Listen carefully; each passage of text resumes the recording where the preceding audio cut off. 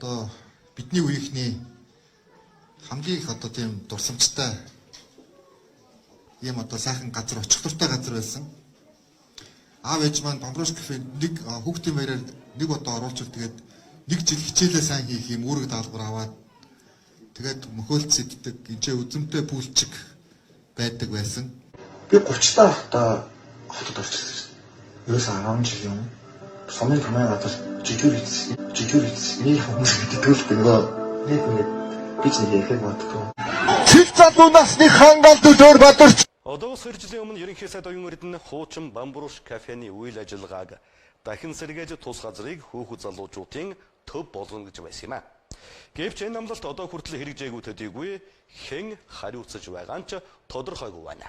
За тэгвэл яг 2 жилийн өмнө буюу 2021 оны 6 дугаар сарын 1-нд за Монгол Улсын ерөнхий сайд оюун эрдэнэ за хүүхдэд зориулсан тус Бамбрууш кафений үйл ажиллагааг сэргээж за төр хувийн хвшил хамтарч ажиллана гэж амлаж байсан. Гэвч 2 жилийн дараа бол нөхцөл байдал хിവэрэ за нийслэлийн худалдан авах ажиллагааны газар за төрийн худалдан авах ажиллагааны газар зэрэг байгууллагаас бол одоо энэ Бамбрууш кафений ажил за төр хувийн хвшлийн хамтын ажиллагаа ямар шатанда явж байгаа за энэ үйл ажиллагаа юу нь явагдаж байгаа юу гэдэг талаар тодруулсан боловч за үүнийг бол хараахан мэдэх байгууллага байхгүй байна.